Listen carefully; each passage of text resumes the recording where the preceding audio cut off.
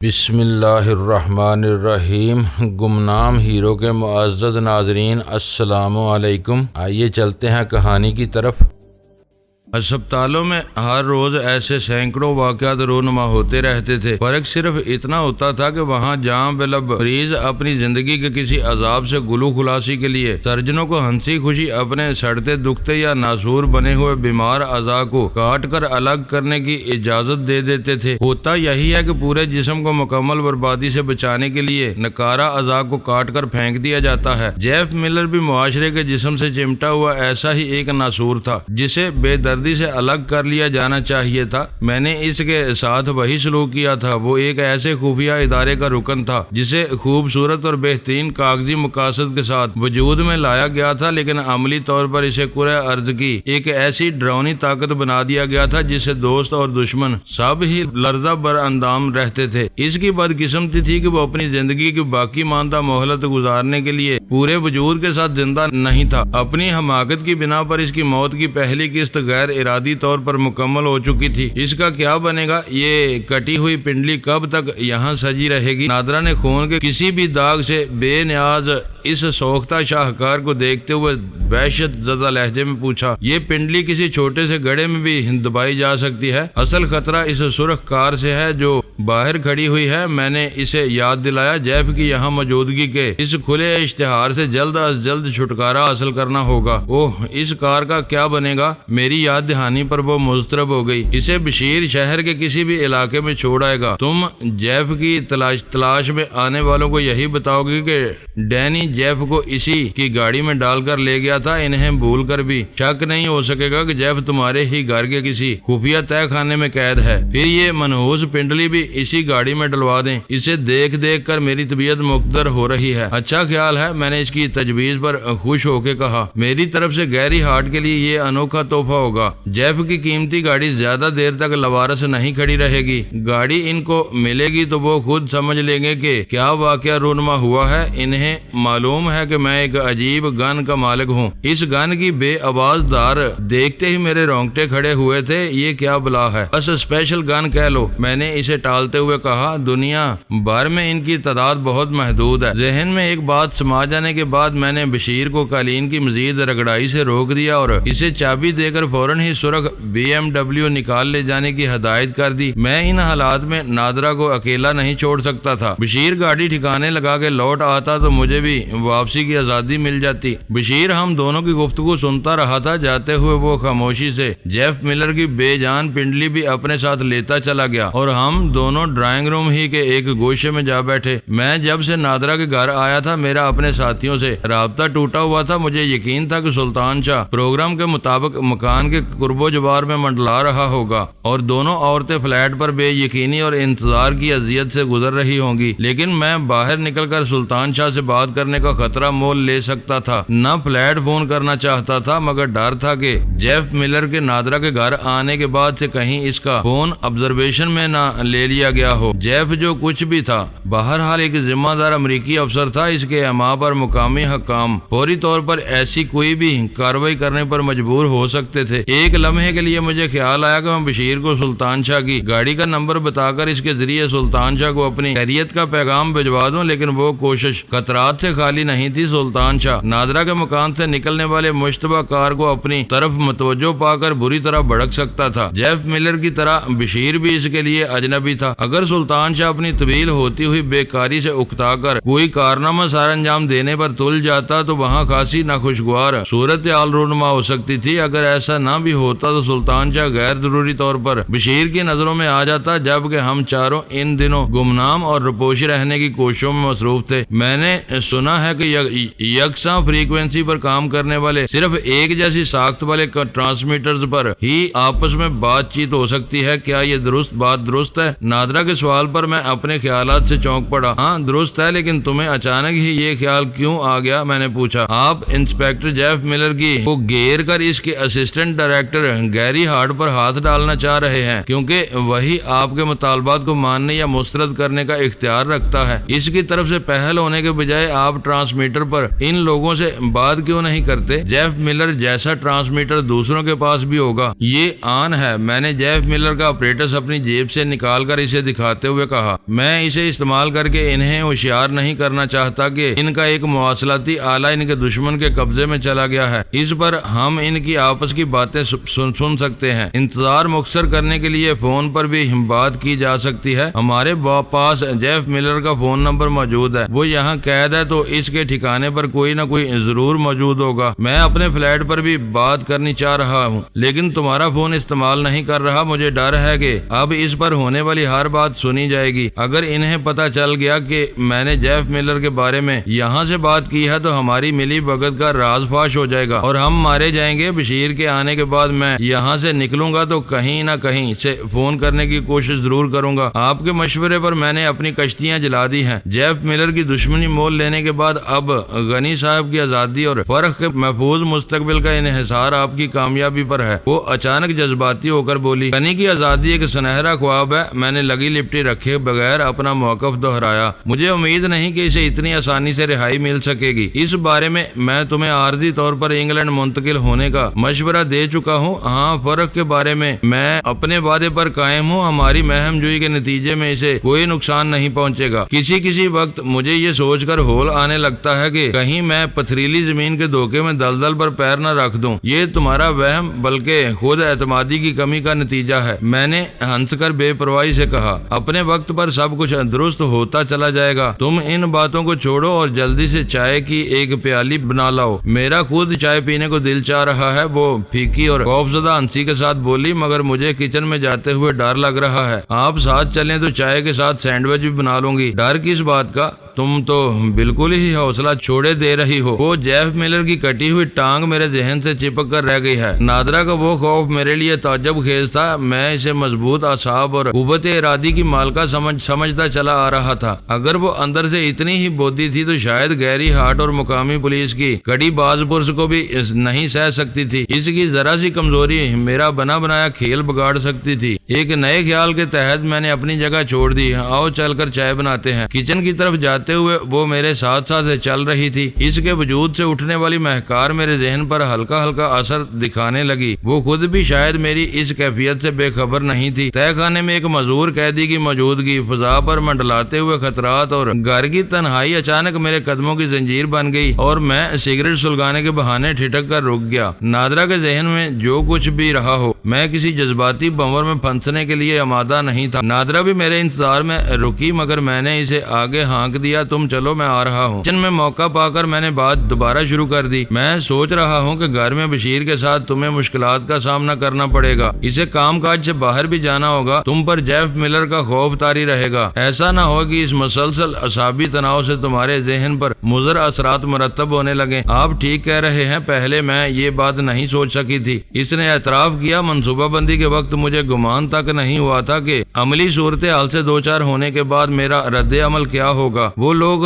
جب تک Jeff Miller کو بازیاب نہیں کرا لیتے میرے پیچھے لگے رہیں گے۔ کیا یہ مناسب نہیں ہوگا کہ تم بشیر کو لمبی چھٹی دے کر خاموشی سے اپنے کسی رشتہ دار کے یہاں منتقل ہو جاؤ اور اپنے دشمنوں کو یہ سمجھنے دو کہ میں نے تم تینوں کو اغوا کر لیا ہے؟ میری تجویز پر وہ چونک پڑی اور اس نے اپنی بڑی بڑی آنکھیں میرے چہرے پر گاڑ دی۔ میں آپ کو بتا چکی ہوں کہ غنی کی سزا یابی بلکہ گرفتاری کے بعد ہی سب نے میرا ساتھ چھوڑ دیا تھا اور میں تنہا ہو کر رہ گئی ہوں۔ رحیم یار خان میں میری بہن رہتی ہے مگر بہنوئی نے اس پر پابندی لگا دی ہے کہ وہ مجھ سے نہ ملے۔ شاید رونے اور گڑ گڑانے پر مجھے وہاں پناہ مل جائے، دوسرا کوئی ٹھکانہ نہیں ہے۔ میرا خیال ہے کہ تم اپنی بہن سے رابطہ کر لو تو بہتر رہے گا، میں نے سنجیدگی سے کہا۔ مگر کہاں سے؟ یہ فون تو آپ خطرناک قرار دے چکے ہیں، اور پھر میں چلی گئی تو جیف ملر کا کیا بنے گا؟ اسے آپ کہاں لے جائیں گے؟ اس نے ایک سانس میں کئی سوال کر ڈالے۔ اگر تم ذہنی طور پر تیار ہو تو فی الحال میرے ساتھ یہاں سے نکل سکتی ہو۔ جیف ملر یہیں بند رہے گا۔ مجھے پورا یقین ہے کہ مکان کو غیر آباد پا کر کوئی زیادہ تجسس نہیں کرے گا اور جیف ملر وہیں پڑا رہے گا۔ اس کے نصیب سے کوئی وہاں پہنچ بھی گیا تو زندہ مگر معذور جیف کی واپسی کو میرا بھرپور چیلنج تصور کیا جائے گا۔ جیف اپنی کہانی میں تمہاری اور بشیر کی بے گناہی اور مظلومیت کی تصدیق کرے گا۔ کچھ عرصے بعد تم واپس لوٹو گی تو میرے جبر و تشدد کی چند فردی کہانیاں سنا کر ان کی ہمدردی حاصل کر سکو گی۔ میری نئی تجویز سنتے ہی اس کا چہرہ دمک اٹھا اور وہ بولی، یہ بالکل مناسب رہے گا جب تک میری کسی متبادل پناہ گاہ کا بندوبست نہیں ہوتا میں فلیٹ میں آپ کے ساتھ رہ لوں گی۔ غزالہ بہت سمجھدار لڑکی ہے، موقع کی نزاکت کو سمجھتے ہوئے وہ میرا وجود برداشت کر لے گی۔ اس کے لب و لہجے سے مجھے کچھ ایسا محسوس ہوا جیسے میرے قریب رہنے کے خیال سے اسے بے پایاں خوشی ہوئی ہو۔ وہ اس کی اپنی سوچ تھی، مگر میں اس کے ارادے بھانپ کر بکھلا گیا۔ اس وقت تک نادرہ نے ویرا یا سلطان شاہ کو نہیں دیکھا تھا۔ وہ ایک رات کے لیے بھی فلیٹ میں رکتی تو ان دونوں کی موجودگی سے باخبر ہو کر شکوک و شبہات میں مبتلا ہو جاتی۔ تم خود ایک بھرپور عورت ہو اور ایک بیوی کی سوچ سے واقف ہو، ملاقاتوں کی حد تک غزالہ بہت فراخ دل ثابت ہوگی، لیکن جب یہ دیکھے گی کہ چند ملاقاتوں کے بعد ہی میں نے اپنی مالکہ مکان کو اس کے گھر سے اٹھا کر اپنا مہمان بنا لیا ہے تو وہ حسد اور رقابت کی آنچ میں سلگنے لگے گی۔ اسے قطعی علم نہیں ہے کہ میں تمہارے ساتھ مل کر کسی منصوبے پر کام کر رہا ہوں، مجھے اسے ہر بات بتانی پڑ جائے گی۔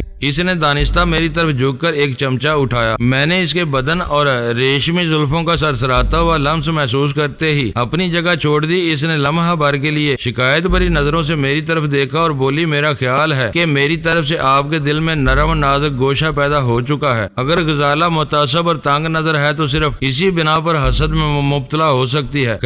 خیر میں نے گھبرا کے اس موضوع کو وہیں ختم کرتے ہوئے کہا، یہ باتیں بعد میں بھی طے کی جا سکتی ہیں، فی الحال ہمیں یہاں سے نکلنے کی تیاری کرنی چاہیے۔ اوہ آپ کتنے اچھے ہیں، وہ جوش سے میرا بازو دباتے ہوئے بولی۔ میں فرشتہ نہیں، ایک عام انسان ہوں۔ یہ بات ہر شک و شبے سے بالا تر تھی کہ نادرہ حسینہ عالم نہیں تو حسین ضرور تھی۔ اس کے بڑے بڑے گداز بدن کا لوج اور اس کے بے تکلفانہ قرب سے محسوس ہونے والی خوشبوئیں میرے ذہن پر اثر انداز ہو رہی تھی۔ اس نے وہ پورے جوش سے میرا بازو تھاما تو لمحہ بھر کے لیے مجھے یوں محسوس ہوا جیسے برقی رو کا کوئی ننگا تار میرے بدن پر آ گرا ہو۔ میرے وجود کو ایک سنسنی خیز جھٹکا لگا، لیکن میں اس جھٹکے کی گرفت میں آنے سے پہلے ہی اپنا بازو نادرہ کی گرفت سے چھڑا کر کچن سے باہر نکل گیا۔ وہ کھلکھلا کر ہنس پڑی۔ ہو سکتا ہے کہ وہ نادرہ کی سادہ اور معصومانہ ہنسی رہی ہو، مگر مجھے یوں محسوس ہوا جیسے وہ مجھے چڑھا رہی ہو، میرے فرار پر مجھے مشتعل کرنا چاہ رہی ہو۔ میں کچن سے دور ڈرائنگ روم کے یک نشینی صوفے پر جا بیٹھا۔ میں نادرہ کی روپوشی کی تجویز پیش کر کے اپنی گردن پھنسا بیٹھا تھا۔ فلیٹ میں 4 افراد کی موجودگی میں کسی 5ویں فرد، خاص طور سے نادرہ جیسی عورت کی کوئی گنجائش نہیں تھی۔ اس وقت تک نادرہ نے اخلاق سے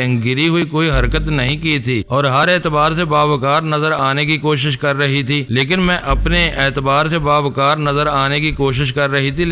اپنے تجربے کی بنا پر اس کی آنکھوں میں وہ مخصوص حیوانی چمک دیکھ چکا تھا جو کسی بھی لمحے میرے خرمن صبر و سکون کو جلا کر راکھ کر سکتی تھی، اور ہر اعتبار سے باوقار نظر آنے کی کوشش کر رہی تھی، لیکن میں اپنے تجربے کی بنا پر اس کی آنکھوں میں وہ مخصوص حیوانی چمک دیکھ چکا تھا جو کسی بھی لمحے میرے خرمن صبر و سکون کو جلا کر راکھ کر سکتی تھی۔ غزالہ زمانہ شناس اور سمجھدار ہونے کے ساتھ ہی بہت زیادہ بامروت بھی تھی۔ وہ بہت سی باتوں کو دیکھ کر بھی انجان بنی رہتی تھی۔ شاید وہ فلیٹ میں نادرہ کی موجودگی کو زیادہ اہمیت نہیں دیتی، لیکن ویرا اس معاملے میں گاگ ہونے کے ساتھ ہی ضرورت سے زیادہ رار اور منہ پھٹ بھی تھی۔ وہ نادرہ کی کسی بھی بے احتیاطی پر بات کا بتنگڑ بنا کر فلیٹ کے ماحول کو برباد کر سکتی تھی۔ اس کا نازک ترین جذباتی مسئلہ یہ تھا کہ وہ غزالہ کے حق میں میری ذات سے رضاکارانہ طور پر دستبردار ہو چکی تھی۔ کبھی کبھار ذہنی رو بہکتی تو تھوڑی بہت ہیرا پھیری ضرور کر لیتی تھی، مگر غزالہ کے بعد وہ خود کو میری سب سے زیادہ توجہ کا حقدار سمجھتی تھی۔ کسی بھی لمحے اسے شبہ ہو جاتا کہ نادرہ اس کی حق تلفی کر کے میرے ساتھ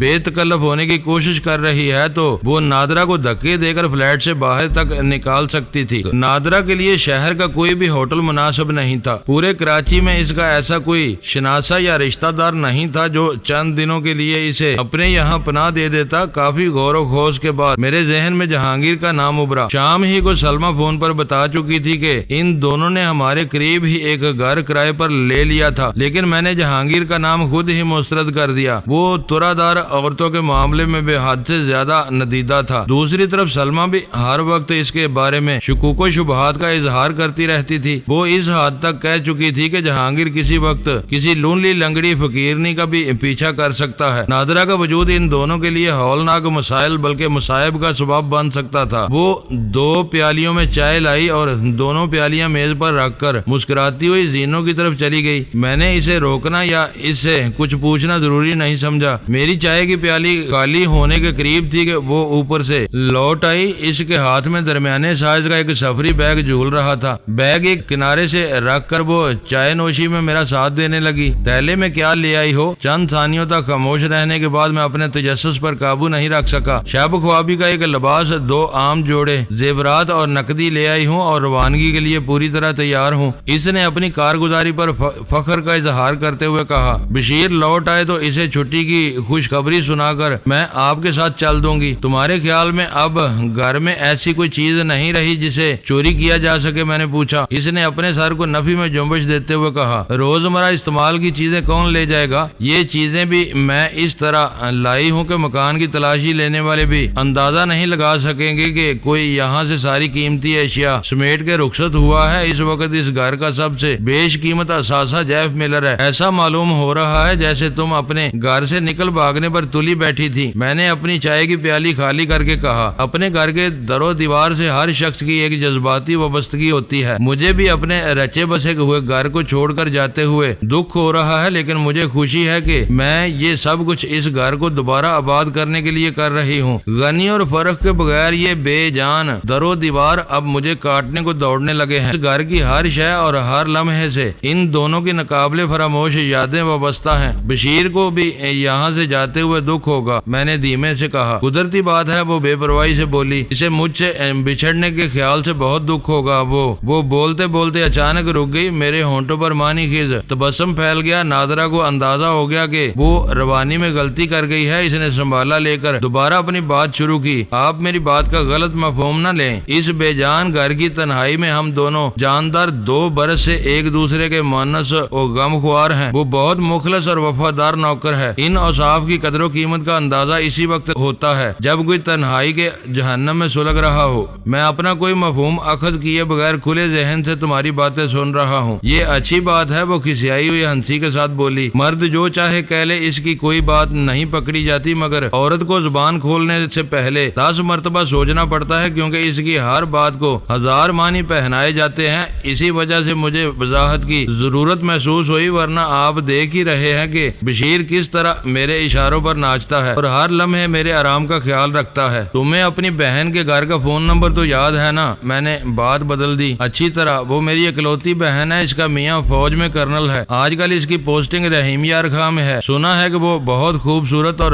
زندہ شہر ہے جہاں رات گئے تک رونقیں ماند نہیں پڑتی۔ مجھے وہ شہر دیکھنے کی بڑی آرزو ہے۔ میرا خیال ہے تم اپنے بہنوئی کو منا لو گی، میں نے جواب میں کہا۔ ایک بات ہم بھول رہے ہیں، وہ چونک کر بولی۔ ہماری غیر موجودگی میں جیف ملر کے کھانے پینے اور دوسری ناگزیر ضروریات کا کیا بنے گا؟ بھوکا پیاسا رہ کر تو وہ چند ہی روز میں مر جائے گا۔ یہ باتیں قبل از وقت ہیں، ابھی اسے زیر دم آئے 1 گھنٹہ بھی نہیں ہوا۔ اس کے مقدر کا انحصار گیری ہارٹ کے جوابی رویے پر ہوگا۔ وہ چاہے گا تو جیف ملر زندہ رہے گا، ورنہ ہم اسے بھول جائیں گے۔ میرا خیال ہے اب میں ان مسائل میں سر نہ کھپاؤں، سوچنے کا کام آپ کے لیے چھوڑ دوں۔ ایسا کر لو تو میں تمہارا ممنون رہوں گا۔ سوچنے سے کہیں زیادہ مشکل کام دوسروں کو اپنی بات سمجھانا ہے۔ باتوں میں ایسے نادر الوجود سوال سامنے آتے ہیں جن کا عملی دنیا سے دور کا بھی تعلق نہیں ہوتا۔ سوچنے کے لیے آپ کو کسی سہارے کی ضرورت ہو تو میں اس کا بندوبست بھی کر سکتی ہوں۔ کیسا سہارا؟ اس بار میرے چونکنے کی باری تھی۔ آپ کو معلوم ہے غنی صاحب آگ سے کھیل رہے تھے اور دن رات وسوسوں میں گرے رہتے تھے۔ جب وہ زیادہ پریشانی کے عالم میں ہوتے تھے تو اپنا ذہنی بار ہلکا کرنے کے لیے شراب پیتے تھے۔ اس وقت بھی میرے گھر میں بہت ہی قیمتی شرابوں کا ذخیرہ موجود ہے، آپ چاہیں تو شغل کر سکتے ہیں۔ تو کیا غنی کے ساتھ تم بھی پیتی رہی ہو؟ میں نے اسے گھورا۔ وہ ہنس پڑی۔ مجھے پینے کی ضرورت ہی پیش نہیں آتی تھی۔ غنی صاحب کی باتوں سے اتنا نشہ ہو جاتا تھا کہ اس سرور کے سامنے ہر نشہ ہیچ نظر آتا تھا۔ محبت کا نشہ ہی کچھ اور ہوتا ہے۔ اس کا مطلب ہے وہ ذخیرہ غنی کا ہی چھوڑا ہوا ہے۔ جی رکھے وہ ساری شرابیں پرانی ہو رہی ہیں۔ میں نے سنا ہے پرانی شراب مہنگی ہوتی ہے۔ شرابی کی بیوی ہونے کا یہ فائدہ ہے کہ شرابوں کے بارے میں تمہاری معلومات کافی زیادہ ہیں، لیکن میں یہ بتا دوں کہ بوتل میں 1000 برس رہنے کے بعد بھی کوئی شراب پرانی نہیں ہوتی۔ اسے لکڑی کے پیپوں میں مخصوص حالات اور عمل سے گزار کر عمر دی جاتی ہے۔ لوگ کہتے ہیں عورت نئی اور شراب پرانی اچھی ہوتی ہے، اسی لحاظ سے اس کی قیمتیں بھی زیادہ ہو جاتی ہیں۔ میرے لیے یہ نئی بات ہے۔ میری الماری میں آج بھی غنی صاحب کی برسوں پرانی کئی بوتلیں چھپی ہوئی ہیں۔ میں نے اپنی دانش میں چلاکی دکھائی تھی کہ ان کی لا علمی میں ان بوتلوں کو پرانا کر رہی تھی۔ آج آپ نے حقیقت بتا کر میری ساری محنت پر پانی پھیر دیا۔ اسی لیے علم کو جہالت کی موت کہتے ہیں، میں نے ہنس کر کہا۔ یہاں علم اور جہالت کا ذکر کہاں سے آ گیا؟ اس نے حیرانی سے پوچھا۔ جہالت نہ جاننے کا دوسرا نام ہے اور علم کا مطلب ہے جاننا ہے۔ حقیقت جانتے ہی وہ بت پاش پاش ہو گیا جو تم نے کچھ نہ جانتے ہوئے تراشا ہوا تھا۔ یہ کوئی موضوعاتی بات نہیں ہے، اس کا تعلق چیونٹی سے لے کر کائنات کے پیچیدہ ترین رازوں تک سے ہے۔ آپ جو کچھ کہتے ہیں اس کے حق میں دلائل دیے جاتے ہیں۔ میں نے یہ محسوس کیا ہے کہ آپ کو اپنی کی ہوئی کوئی بات واپس لینے پر مجبور نہیں کیا جا سکتا۔ جو کہتے ہیں اس پر جم جاتے ہیں۔ سوچ سمجھ کر بولا جائے تو ایسا ہی ہوتا ہے۔ میں بحث برائے بحث کا قائل نہیں ہوں، لیکن آپ نے ابھی تک میرے سوال کا جواب نہیں دیا۔ اس نے مجھے یاد دلایا۔ کون سا سوال؟ میں نے انجان بن کے پوچھا۔ سہارا، اس نے میری آنکھوں میں جھانکتے ہوئے کہا۔ میرے ساتھ تکلف نہ کریں، میں تکلفات کا قائل ہی نہیں ہوں۔ اس وقت بے ہوشی کی نہیں، ہوش کی ضرورت ہے۔ میں نے مضبوط لہجے میں گول مول جواب دے کر نادرا کو خاموش کر دیا۔ چائے ختم کرنے کے بعد اسے کچھ اور یاد آ گیا۔ اس بار وہ مجھ سے معذرت کر کے اوپر گئی تھی۔ اس کی غیر موجودگی میں نے سوچا کہ میں گھر سے باہر نکل کر سلطان شاہ کو بلا لوں اور پھر ہم اسی کے ساتھ مقبول آباد سے روانہ ہو جائیں، لیکن پھر وہی بات تھی کہ سلطان شاہ نادرا کی نظروں میں آ جاتا۔ ڈرائنگ روم کے دروازے پر دستک کی ہلکی سی آواز سن کر میں اچھل پڑا۔ میرے اٹھنے سے پہلے اس دروازے کے ہضمی قفل میں چابی گھومنے کی مخصوص آواز ابری اور میرا دل اچھل کر حلق میں آ گیا۔ نہ جانے وہ کون تھا اور کس مقصد سے آیا تھا۔ میں نے دروازے کے قریب دیوار سے لگ کر اپنی جیب سے ریوالور نکال لیا۔ ڈرائنگ روم کا دروازہ کھلنے کے ساتھ ہی اندرونی زینوں پر قدموں کی چاپ سنائی دی۔ میں نے اس کی طرف دیکھے بغیر اپنا ہاتھ سیدھا کر لیا تاکہ دروازے سے کوئی اجنبی چہرہ طلوع ہوتے ہی بلا تاخیر فائر کر سکوں۔ نہیں، اچانک اندر سے نادرا کی نیم ہذیانی سی چیخ ابری۔ گولی نہ چلائیے، وہ بشیر ہے۔ میں نے اپنا ہاتھ گرا لیا اور بشیر پھرتی سے ڈرائنگ روم میں اندر آ گیا۔ اس نے اندر آتے ہی دروازہ بند کر دیا۔ باہر خطرہ منڈلا رہا ہے، بشیر نے کسی تمید کے بغیر سرسراتی ہوئی آواز میں کہا۔ کیسا خطرہ؟ نادرا جھپٹ کر اس کے قریب پہنچ گئی۔ باہر تم نے کیا دیکھا؟ باہر بہت دیر سے ایک پرانی ٹویوٹا کرولا گھوم رہی ہے۔ میں اس میں موجود آدمی کا چہرہ نہیں دیکھ سکا، مگر یقین ہے کہ وہ گورے کا کوئی خطرناک ساتھی ہے جو ہمارے گھر میں گھسنے کے لیے موقع کی گھات میں ہے۔ یہاں سے جاتے ہوئے میں نے اسے گلی کے نکڑ پر دیکھا تھا۔ واپس آیا تو وہ گاڑی گلی کی ویران عمارت کے سامنے کھڑی ہوئی ہے۔ اس کا رخ ہمارے گھر کی طرف ہے۔ میں اس کے ابتدائی فکرے سے ہی سمجھ گیا کہ اسے سلطان شاہ کی گاڑی کی طرف سے تشویش ہو رہی تھی۔ میں نے برا سا منہ بنا کے کہا، بلا وجہ ہمیں پریشان نہ کرو، تمہارا معدہ خراب معلوم ہو رہا ہے، آپ میرا مذاق اڑا رہے ہیں۔ میرے احتجاجیہ لہجے پر وہ بگڑ کر بولا، میں اپنی آنکھوں سے دیکھے ہوئے کو کیسے جھٹلا سکتا ہوں؟ ابھی اندر گھس آئے گا تو ہم سب کو چھٹی کا دودھ یاد دلا دے گا۔ اب کی نہیں، صرف اپنی بات کرو۔ میں نے چھٹی پر دودھ کے بجائے شربت فولاد پیا تھا۔ نادرا نے اس کے کندھے پر ہاتھ رکھا اور نہایت بے تکلفی سے اسے اپنے پہلو میں لے کر ڈرائنگ روم کے ایک گوشے کی طرف چل دی۔ بشیر کے ساتھ اس کا وہ اضطراری رویہ کئی ان کہی کہانیاں سنا رہا تھا۔ وہ دونوں اس گوشے میں کافی دیر تک دھیمی آوازوں میں گفتگو کرتے رہے۔ میں نے دانستہ ایک ایسی کرسی سنبھال لی جہاں وہ دونوں میری پشت پر ہو گئے۔ ان کی یادگار الوداعی ملاقات کے موقع پر میں کباب میں ہڈی نہیں بننا چاہتا تھا۔ پتہ نہیں وہ دونوں کتنی مدت کے لیے ایک دوسرے سے بچھڑنے والے تھے۔ نادرا واپس آئی تو قدرے ملول اور افسردہ تھی۔ اس نے آتے ہی مجھے آگاہ کیا۔ میں نے بشیر کو سب کچھ سمجھا دیا ہے۔ ہمارے جانے کے بعد وہ بھی خاموشی سے یہاں سے رخصت ہو جائے گا اور اپنے گھر کی بجائے گجرانوالا میں اپنے کسی رشتہ دار کے گھر جائے گا۔ آپ کا کیا پروگرام ہے؟ چلو، میں ایک جھٹکے سے اٹھ کھڑا ہوا۔ میں صرف بشیر کی واپسی کا منتظر تھا۔ بیچارہ بہت آزردہ ہو رہا ہے، اب اس کا مذاق نہیں اڑائیے گا۔ وہ میرے قریب ہو کر منمنائی۔ آئی۔ تم جیسی مالکن سے بچھڑنے پر ہر شریف النفس ملازم آزردہ ہوگا۔ کہیں تو بشیر سے اپنی گاڑی نکلوا لوں، وہ ہمیں چھوڑ کر گاڑی واپس لے آئے گا۔ اب ان نخروں کا وقت نہیں ہے۔ جیف ملر کی واپسی میں جتنی تاخیر ہوتی چلی جائے گی، اس کے خونخوار حامیوں کے ادھر آنے کا خطرہ بڑھتا رہے گا۔ گاڑی غائب ہوئی تو ہمارے پول کھل جائے گی۔ نادرا نے اپنا سفری بیگ اٹھا لیا۔ ہم دروازے کی طرف بڑے ہی تھے کہ بشیر اپنی جگہ چھوڑ کر چہرہ لٹکائے ہماری طرف چلا آیا۔ اداسی اس کے توانا چہرے پر پھٹکار بن کر برس رہی تھی اور اس کی آنکھوں میں نمی تیر رہی تھی۔ صاف ظاہر ہو رہا تھا کہ میری موجودگی کی وجہ سے اس نے اپنے اوپر کڑا جبر کیا ہوا تھا۔ گورے کی گاڑی کہاں چھوڑ کر آئے ہو؟ ان آخری لمحات میں مجھے وہ اہم سوال یاد آ گیا۔ ڈرائیو ان سینما میں اس کے جواب پر میں خوشی سے بونچ کر رہ گیا۔ اس نے موقع کی مناسبت سے بہترین جگہ کا انتخاب کیا تھا۔ وہاں شو ختم ہوتے ہی لوارس قیمتی کار کی موجودگی پوشیدہ نہیں رہ سکتی تھی۔ وہاں وہ گاڑی صبح سے پہلے سب کی نظروں میں آ جائے گی۔ بشیر بھرائی ہوئی آواز میں وضاحت کر رہا تھا۔ کافی دیر تک دماغ لڑانے کے بعد میں نے ادھر کا رخ کیا تھا۔ شاباش، میں نے بزرگانہ انداز میں اس کے سر پر ہاتھ پھیر کر کہا، تم نے گاڑی چھوڑنے کے لیے واقعی ایک انوکھی جگہ کا انتخاب کیا ہے۔ وہ عمر میں مجھ سے بڑا ہونے کے باوجود انکسار سے جھک گیا۔ اسی لمحے میری جیب میں پڑے ہوئے جیف ملر کے آپریٹس پر ہلکی ہلکی آواز ابھرنے لگی۔ میں نے ابتدا ہی سے ایک سیکنڈ کے لیے بھی ٹرانسمیٹر کو آف نہیں کیا تھا۔ میں نے سرعت سے آپریٹس اپنی جیب سے نکالا اور اس کی آواز بڑھا دی۔ نادرا حیرت سے آنکھیں پھاڑے میری طرف دیکھ رہی تھی۔ بشیر کے لیے شاید وہ لاسلکی آلہ نیا تھا۔ اس کی نمناک آنکھیں حیرت سے کشادہ ہو کر پیشانی پر جا چڑھی تھی۔ انگریزی پیغام اس کے لیے یقیناً ناقابل فہم تھا۔ گیری heart calling chief D mission, میری آواز سن رہا ہو تو جواب دے۔ گیری ہارٹ برائے چیف، اوور۔ مختصر ریڈیائی وقفوں سے خالص امریکن لب و لہجے میں وہ پیغام نشر کرنے کے بعد باری اور تحکمانہ آواز خاموش ہو گئی اور لائن پر ہلکا ہلکا ریڈیائی شور گونجنے لگا۔ ٹرانسمیٹر پر گیری ہارٹ کی آواز سن کر خوشی سے میرا دل بلیوں اچھلنے لگا۔ ان خبیثوں کی سرکوبی کے سلسلے میں میرا منصوبہ دھیرے دھیرے کامیابی کی طرف بڑھتا ہوا محسوس ہو رہا تھا۔ معزز ناظرین، لائک کریں، شیئر کریں اور کمنٹس باکس میں پاک آرمی زندہ باد، پاکستان پائندہ باد کا نعرہ ضرور درج کر کے اپنے ملک پر فخر کریں اور پاکستان کی بنیادیں مضبوط کرنے میں اپنا کردار ادا کریں۔ ویڈیو دیکھنے کا شکریہ۔ معزز ناظرین، اپنا خیال رکھیے گا اور ہمارے چینل کا بھی۔ ISI پاک آرمی زندہ باد، پاکستان پائندہ باد۔